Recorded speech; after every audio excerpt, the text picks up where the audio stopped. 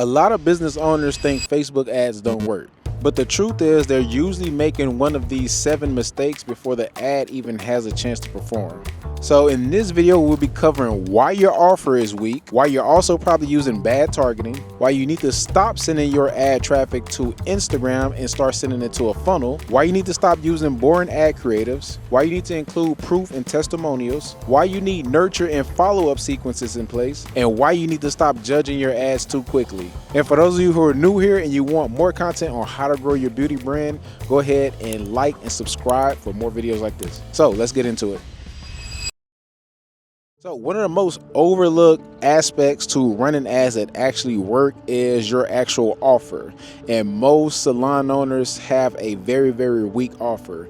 And what this means is the same offer that you present to the existing clients that know you is not the same offer that you want to try to present to people that don't know you. You have to keep in mind when you're running ads, number one, you're spending money. So you want to do everything in your power to get that person to make a buying decision or a booking decision right then and there when they see your ad. Now, keep in mind the large majority of people that see your ad for the first time are not going to be ready to book.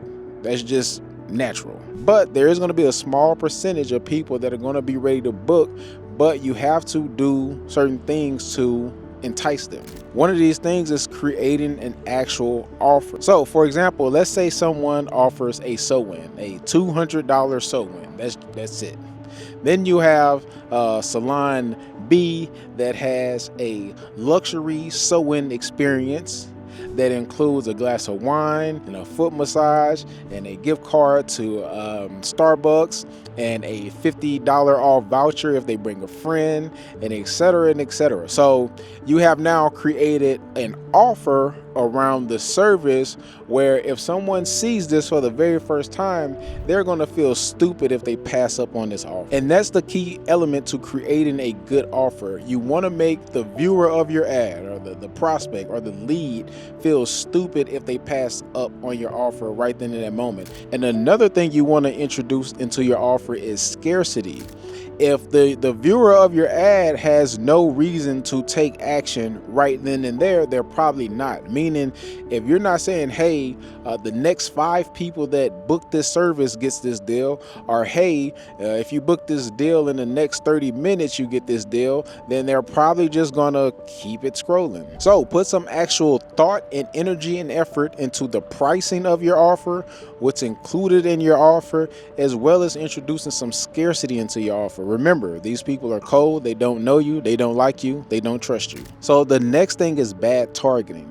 And right now, Facebook has what's called Advantage Plus targeting, meaning you don't necessarily need to select any interest, but you do need to be intentional and specific about who you call out to in your ads. So not just, hey, I have a sew-in special in Dallas and I'm now accepting new clients. What about, hey, are you a professional woman in Dallas and a mother of 3 that drives a Range Rover and you're looking for a nice sew-in to attend your corporate meetings with confidence? Now, I'm being a little bit extreme, but you get the point. You want to call out to the ideal woman or ideal person you want sitting in your chair. Because if you're not targeting one specific person, you're kind of targeting everyone. And this is where you begin to attract the chair hoppers, the discount seekers, and all the other people that you don't like because you're not being specific enough in your call out. And a good thing to do is sit back and look at your perfect customer, who they are, what they like, their relationship status, all of that stuff. Then you just reverse engineer it.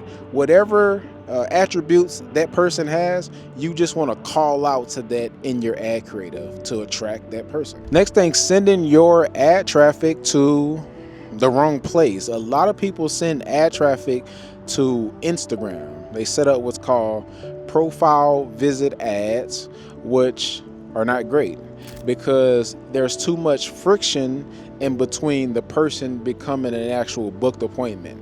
So they click on the ad, they go to your profile, then it's probably like 3 or 4 buttons on your profile. They could probably view your story. They can probably go watch some content. It is all over the place, basically taking them away from where you need them to be, which is booking an appointment. So ideally, you're going to send your ad traffic to 1 or 2 places. You're going to go, actually 3 places. You're going to go instant form, where you can collect name, phone number, and email and follow up.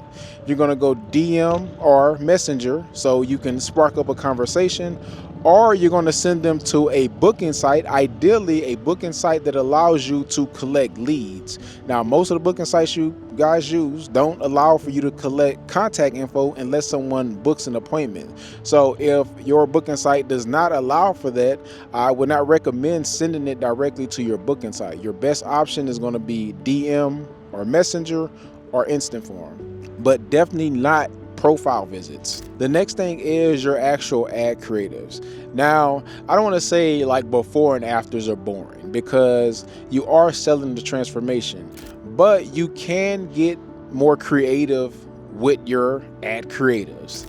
So you got to think outside the box. Again, before and afters work. Afters work. Because ultimately what you're doing is you're selling the transformation. With your content, you're saying, hey, if you come sit in my chair, you essentially could look like this.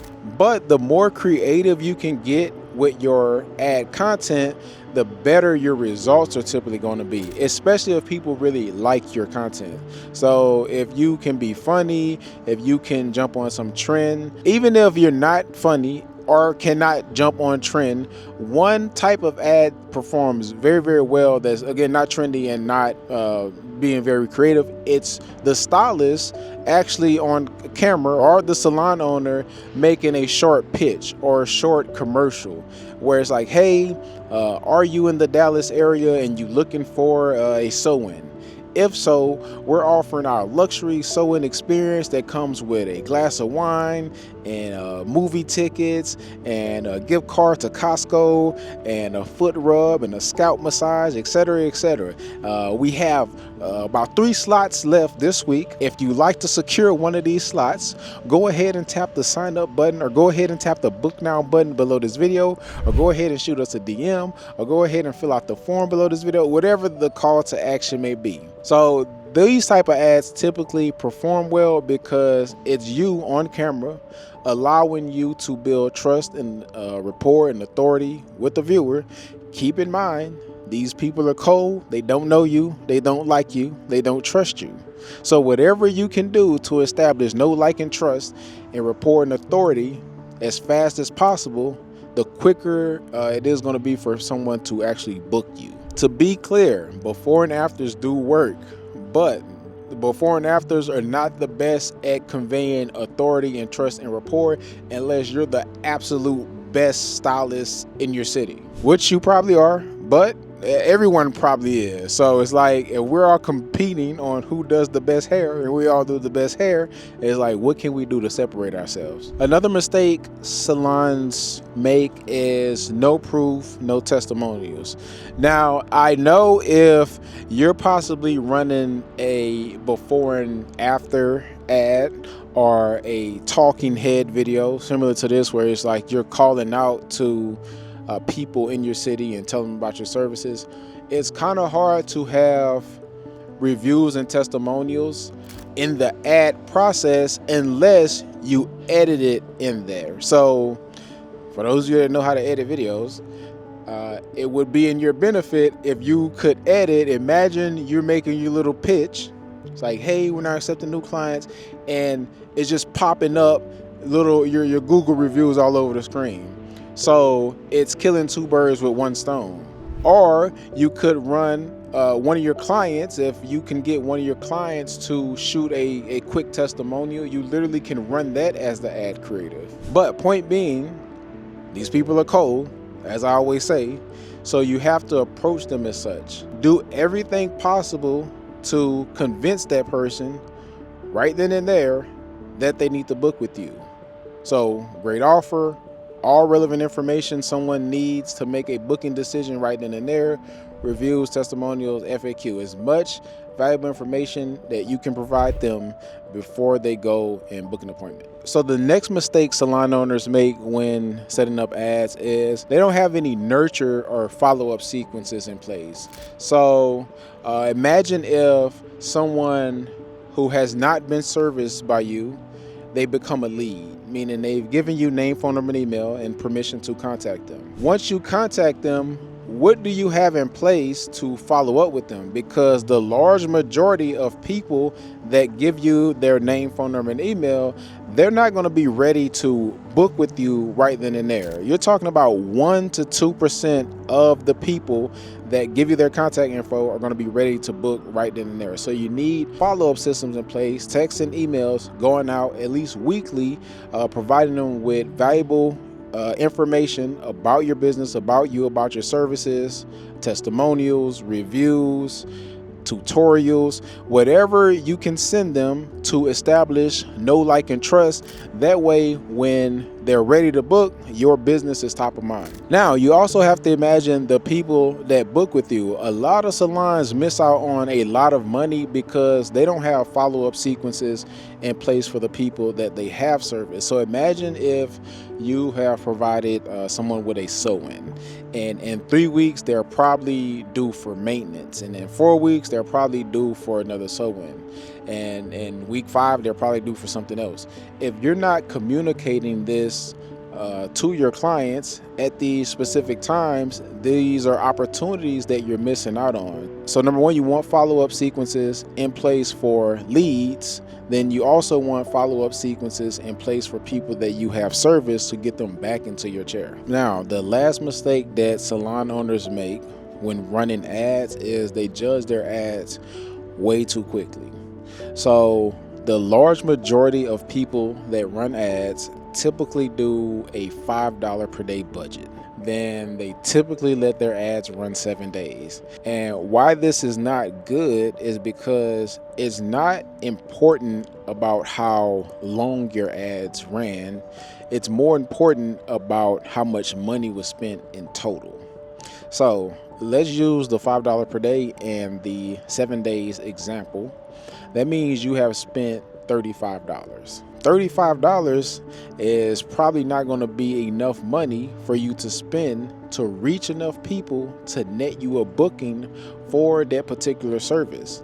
Now, it does matter about the actual service and the price point in regards to how much you probably need to spend to actually net you a booked appointment. So a rule of thumb I like to follow is you want to spend about a third or a fourth of the cost of the service to actually get someone to book. So let's imagine that we have a $100 service. A fourth of that will be $25, and a third of that will be $33 approximately. So in the 7 days, $5 per day example, that may work. But it would not work if we were trying to promote a $500 service or a $1,000 service, because in reality, we didn't spend enough money to reach enough people to net us enough leads or net us enough clicks to get a booked appointment. So just to reiterate, is not how much you spend per day over what time. It's about how much you have spent in total, and did you spend enough to reach enough people to net you a booked appointment. There's going to be a video that pops somewhere on the screen. If you want to learn even more about how to grow your salon, go ahead and check that video out. If you're new here and you want more content like this, go ahead and subscribe. Thanks for watching.